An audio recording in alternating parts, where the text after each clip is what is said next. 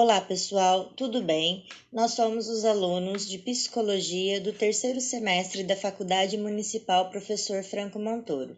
E estamos aqui hoje para apresentar o trabalho de Psicologia do Desenvolvimento. Especificamente, estaremos falando sobre a segunda infância.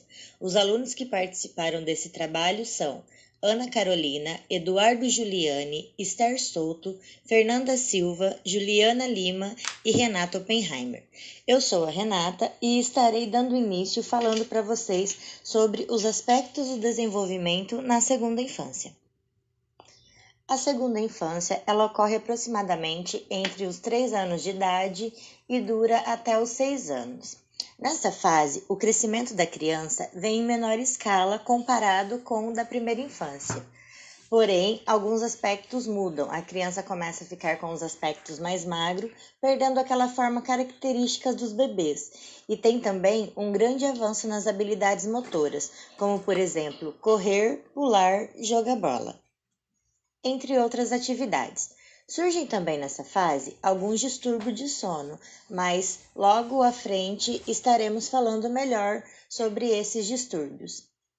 Temos também nessa fase as funções simbólicas, que é a capacidade que a criança tem de usar os símbolos como representações mentais, ajudando assim essa criança a se lembrar de coisas que não estão presentes, como por exemplo, quando ela vê uma foto, essa representação mental ajuda ela a se lembrar da pessoa que está naquela foto.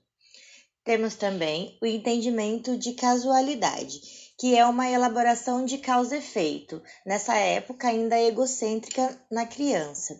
Mas as crianças começam a perceber que alguns acontecimentos são causados devido a consequências de outras ações, como por exemplo, se quando vai chover venta muito, ela associa o vento à chuva.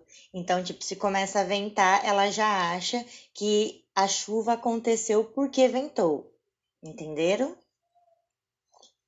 Temos também, nessa fase, o entendimento de identidade e categorização. A categorização é a capacidade de identificar similaridades e diferenças, como, por exemplo, as crianças conseguem distinguir o que são as coisas vivas das coisas inanimadas.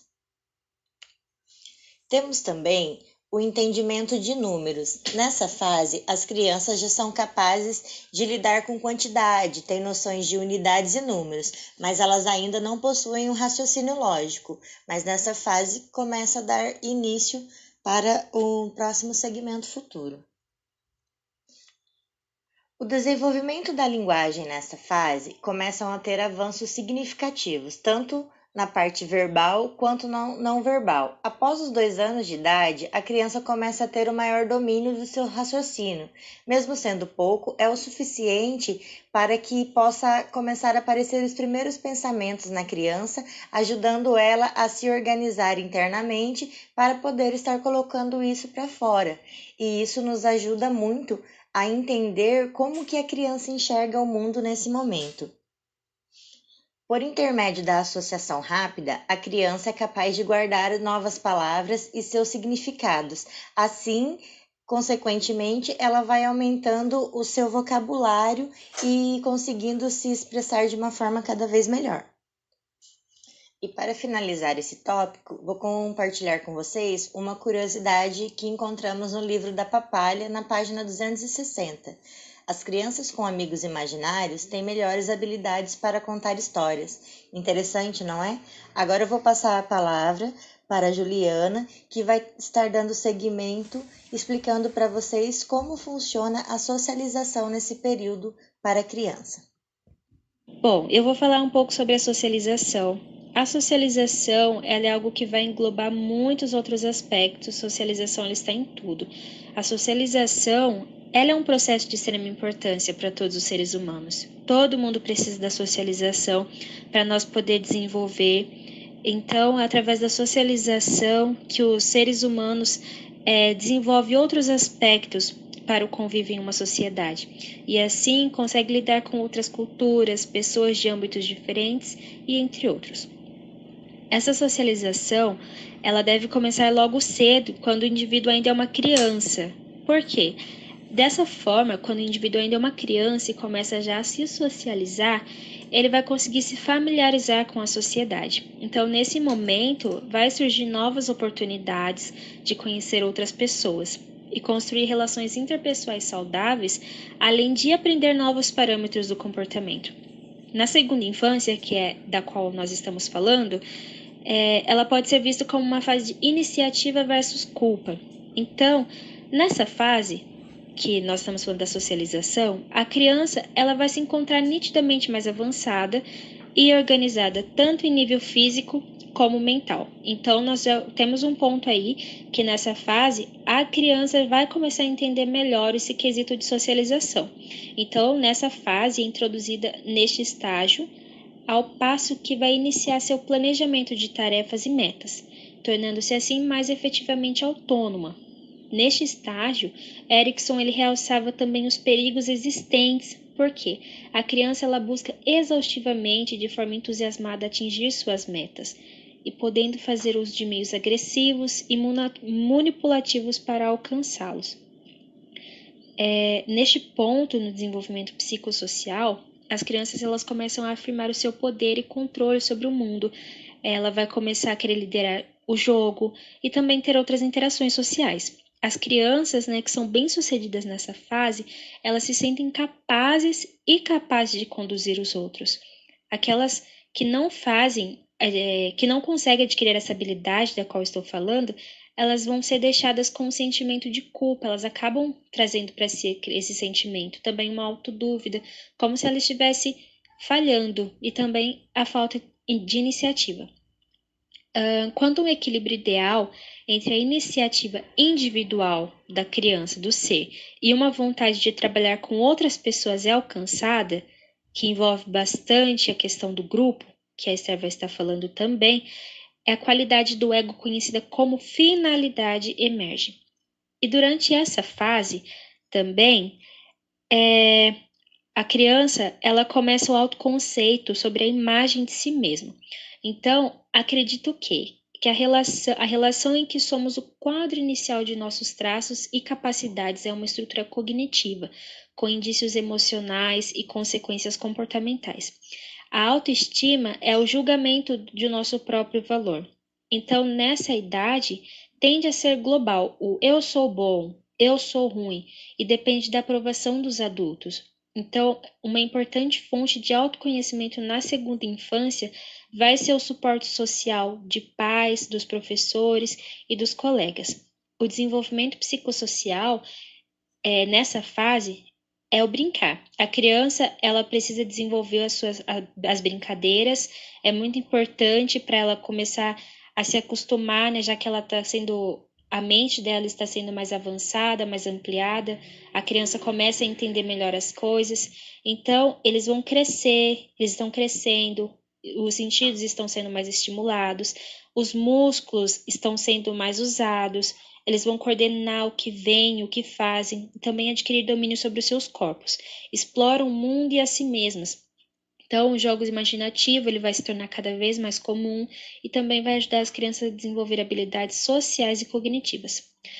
Aí tem, por último, as diferenças que eu não estarei dando tanto enfoque entre os meninos, entre o modo de brincar dos meninos e das meninas. Tudo isso envolve também a parte social. Os meninos, eles vão tender a brincar na rua com outros espaços, e espaços públicos. Então, os meninos, eles gostam de estar mais junto das pessoas, e gostam mais de se desenvolver com outros grupos, gostam de brincar de luta em grupos grandes. Já as meninas, elas vão concentrar mais em suas casas, elas vão brincar mais tranquilas, normalmente com outra criança. Então, de acordo com tudo isso que eu falei, nós podemos concluir que o aspecto social ele vai ser de grande importância nessa faixa etária, para que todas as crianças, para que assim ela possa ser feliz durante esse período que ela está tendo novas descobertas sobre o mundo social na qual ela está inserida. Olá pessoal, meu nome é Esther, vou estar falando um pouquinho sobre os aspectos de grupo. Bom, o desenvolvimento dos comportamentos pró-sociais, que são aqueles que vão fazer que a criança interaja uma com as outras, vão dar o suporte que ela precisa para que ela lide da menor maneira possível com as situações sociais e com os problemas que vão aparecer no cotidiano. Um dos aspectos da vida social é se inserir em um grupo. Nessa fase, a criança vai se relacionar com crianças da mesma idade e vai passar a desenvolver a sua identidade, a sua liderança, a sua comunicação, assim como o trabalho em equipe e também o seu senso de regras. Nesse período, a criança vai começar a se afastar dos pais, já que o grupo de amigos vão começar a representar coisas novas à criança. Nessa fase, ela começa a perceber as diferenças de gênero que vão determinar algumas separações, como, por exemplo, as brincadeiras, que o menino começa a brincar ao ar livre, correndo, e a menina ela já começa a brincar em lugares cobertos, mais contida. Porém, o professor deve incentivar a brincadeira entre os meninos e meninas. Mesmo que a criança nessa fase ainda esteja muito próxima da família, nos ambientes externos, principalmente na escola, ela vai começar a entrar em contato com outros valores diferentes do que ela aprendeu em casa. Então, para começar a se encaixar em um grupo, ela poderá deixar de lado algumas das regras aprendidas em casa. Crianças de personalidade mais tímida ficam mais vulneráveis à influência das outras, podendo até apresentar alguns comportamentos negativos para que ela consiga ser aceita pelas outras crianças. A escola vai ter o papel de observar e neutralizar esses comportamentos. Nessa fase, aparece também o preconceito, na qual a criança será excluída do grupo por não ser como a maioria. O bullying, se não houver intervenção, passará a se tornar cada vez mais maldoso e constante. Então, por isso, a escola deve estar sempre atenta a ele, e ela também deve traçar estratégias de manejo comportamental. Uma alternativa de intervenção seria incentivar as amizades ao invés da competição, o que tornaria o ambiente muito mais saudável e favorável ao desenvolvimento da criança. Bom, essa é a minha parte. Agora quem vai estar falando um pouquinho é a Ana Carolina. Olá, eu sou a Ana Carolina e eu vou falar sobre a inserção escolar. Diversos teóricos abordam a importância do brincar para o desenvolvimento e a aprendizagem, entre eles Jean Piaget e Erik Erikson. O teórico Jean Piaget afirma que devido à interação da criança com o ambiente e os aspectos maturacionais de cada fase, os comportamentos vão se modificando, proporcionando o desenvolvimento e a aprendizagem. Na idade pré-escolar, Jean Piaget afirma que as crianças se encontram no estágio pré-operatório. Nessa fase, as crianças já utilizam de brincadeiras que envolvem interações sociais, mas sendo comum práticas individuais como carrinhos, bonecos, brincadeiras de casinha, entre outras. A criança passa então a alterar o repertório egocêntrico do estágio anterior, sensório-motor, de brincadeiras de manuseio como massinhas e pecinhas, e passa a praticar atividades que conduzem o início do relacionamento e a exploração do mundo externo, como pega-pega, esconde-esconde e pular corda. A criança que brinca não está apenas realizando uma atividade prazerosa ou comum à sua idade, mas está construindo alicerces para o seu aprendizado posterior, garantindo benefícios permanentes para a sua vida escolar e social. O teórico Erik Erikson ressalta a importância dos aspectos sociais que o indivíduo desenvolve, atribuindo sentimentos e comportamentos como resultados do confronto com o outro. Na idade pré-escolar, que é marcada pela linha tênue de iniciativa versus culpa, por estar dentro desse conflito interno de buscar uma autonomia e tomar iniciativas, a criança pode desenvolver o conhecimento explorando mais o ambiente que está inserido e procurar por brincadeiras com cunho mais exploratório, ou desenvolver a culpa, que se fará presente sendo observada pelos comportamentos de uma criança mais retraída e sem autonomia, que vai procurar por brincadeiras mais individualizadas, egocêntricas, sem tanta exploração do meio.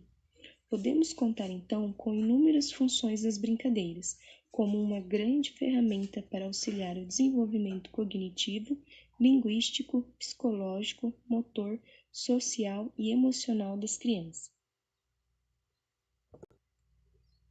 Vou dar início agora falando sobre o processo cognitivo da criança e do bebê.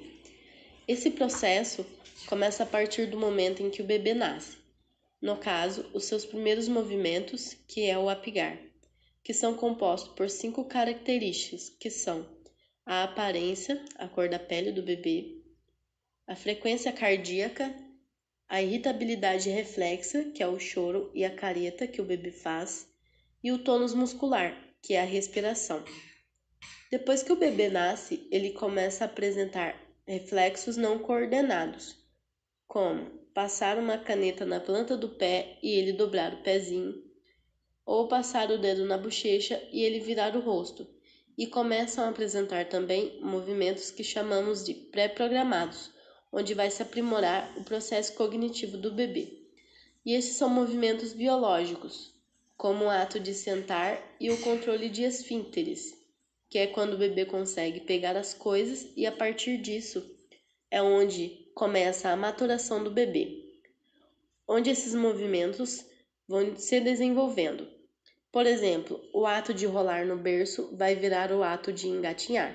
Depois, começa a andar, se apoiando em móveis, e também começa a balbuciar, imitar sons, na tentativa de reproduzir palavras que a mãe incentiva.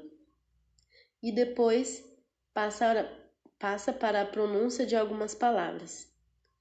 Para que esse processo cognitivo do bebê se desenvolva, é muito importante que tenha o afeto da mãe com esse bebê e que essa mãe incentive o bebê ou criança a brincar com brinquedos, brincar com os amiguinhos, ensinar a falar mamãe, papai, quero, não, e chamar a atenção para que ele possa começar a andar em direção à mãe.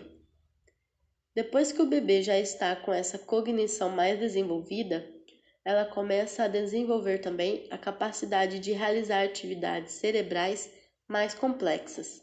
Aí ela vai entrar no período chamado período pré-operacional, dividido em 2 estágios, de 2 a 4 e de 4 a 7 ou 8 anos de idade. Um exemplo dessas atividades cerebrais mais complexas é quando a criança já consegue procurar e da falta de objetos, no caso os brinquedos, que estão fora de seu alcance de visão. Nesse período, a criança torna-se também egocêntrica, só enxerga sua própria existência e também precisa que tudo tenha uma explicação para ela, que é a fase do porquê. Começa a realizar simulações, como ser, porém, ainda não é capaz de dar detalhes de seus acontecimentos e tem uma visão única do mundo, limitando-se aos significados imediatos do mundo infantil. Agora, quem dará continuidade falando sobre o último tema, que é crescimento, é o Eduardo Giuliani. Olá, boa noite a todos, boa noite professora Andréia, meus amigos de sala. Como a Fernanda falou sobre o tópico de cognição, eu sou o Eduardo e vou dar continuidade falando sobre o crescimento na segunda infância.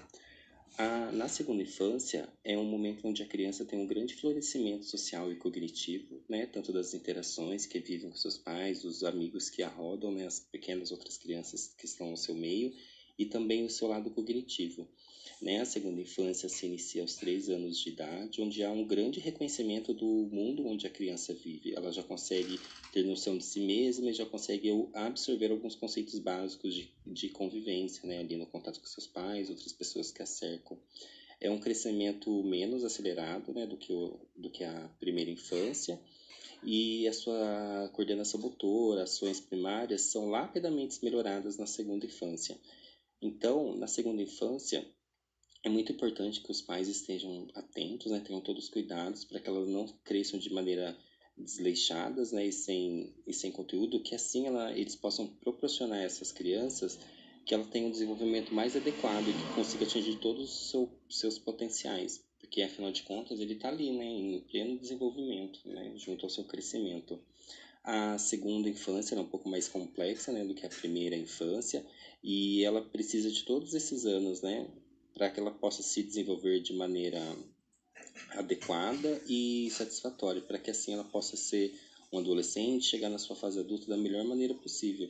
E dentro de todas essas necessidades que se encontram no desenvolvimento, eu vou citar algumas delas que são bastante importantes, como o desenvolvimento da responsabilidade, que mesmo aos 3 anos de idade, uma criança pequena já começa a compreender, ter uma noção do peso de suas ações e também de assimilar alguns traços sonoros, como guarda esse brinquedo, é que ela é capaz de distinguir, por exemplo, os comandos dos seus pais, de se manter o ambiente limpo quando tem um pedido do pai ou ente que cuida da criança para manter aquele local limpo, comer quando sente fome. Então ela começa a se desenvolver de uma forma mais precisa e tendo noção do que é solicitado para ela, né?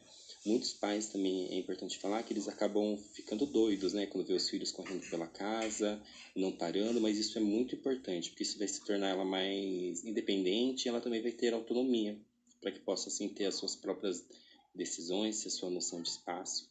Então, vale a pena lembrar que isso é muito importante. Outro tópico também bastante importante, como eu disse acima, o desejo de exploração, né? Onde a criança tem esse desejo de buscar de forma ativa e curiosa tudo que tem em sua volta, buscando sentir, né, ter o sentido. Ela vai explorar a natureza e o mundo que a cerca, tentando compreendê-los em sua maneira. Falar sozinho também é como se fosse uma busca por solução também. A criança que conversa sozinha quando brinca, ela pode parecer desconexa, mas às vezes ela está buscando sua própria solução em voz alta. Então, é uma interação dela mesma com o mundo e dela começar a ter essa noção sobre o que ela busca. Isso também é possível também que a criança tenha alguns distúrbios também na segunda infância, que deixa os pais bastante preocupados, né, com seus filhos. Embora muitos não saibam, esse tipo de reação é natural e faz parte desse processo. Se a criança não aprende a controlá-los, elas passarão sozinhas à medida que ela cresce. Então é bastante importante o papel ativo e perceptível dos pais, né, sobre essa criança. A gente também deve falar do papel essencial que tem a alimentação, né? Que a gente tem que manter um cardápio saudável, na verdade, durante toda a vida, principalmente no desenvolvimento da criança, né? Porque assim a criança vai ter uma noção do que já é bom, vai ter o contato ali com o alimento também, e a criança vai desenvolver de uma forma mais adequada. E se ela tiver contato com alimentos bastante açúcar, saturados em sal, a probabilidade dessa criança desenvolver uma obesidade é muito maior, ela acaba sendo muito grande. Então, o papel dos pais ou dos cuidadores que são ali de inserir alimentos saudáveis, né, e produtivos, ricos em vitaminas, é muito importante, porque isso vai ajudar muito a criança, né, a fim de evitar qualquer tipo de dano nutritivo e sim colocar alimentos mais ricos em vitaminas e minerais. Também vale lembrar também sobre a cognição, né, que também é uma peça-chave no desenvolvimento da criança, né, sem contar que já pode fazer uso de símbolos nessa época, saber se está perto ou longe, é como se pudesse entender e imaginar o modo que deve colocá-los em prática em sua mente. Também ele tem um grande desenvolvimento das suas habilidades motoras em desenvolvimento, né, no crescimento da criança, como, por exemplo, nos 3 anos, ela já se mostra capaz de agir de forma rápida e parar de forma bruta. Aos 4 anos, fica mais fácil para a criança parar com mais autonomia, conseguir entender, né, de puxar coisas do lugar, tirar objetos de prateleiras. Aos 5 anos, ela já tem total controle das habilidades citadas acima e isso fica muito evidente, que ela consegue fazer saltos maiores também, ela começa a conseguir subir e descer escadas. Então, a segunda infância traz verdadeiras revoluções nesse processo evolutivo da criança. E é por meio desse que a criança vai conseguir expandir as suas habilidades e ter noção para que possa, dessa maneira, compreender o mundo. O estágio da segunda infância ele pode ser incrível desde que seja incrementado e desenvolvido da melhor maneira, para que ele possa ter o seu conhecimento e saber do seu papel fundamental no mundo. E para complementar, né, o que o Eduardo estava dizendo sobre os distúrbios comuns nessa fase, seriam a enurese, que é o urinar involuntária e repetidas vezes na roupa ou na cama, o sonambulismo, pesadelos, terror do sono, dificuldades para dormir ou para continuar dormindo. Então é muito importante que os pais ou os genitores dessas crianças, né, as pessoas que convivem com elas, tenham o conhecimento dos aspectos de cada fase do desenvolvimento, para que assim eles possam ajudar a essa criança a se desenvolver de forma saudável e superar essas dificuldades. Muito obrigada a todos.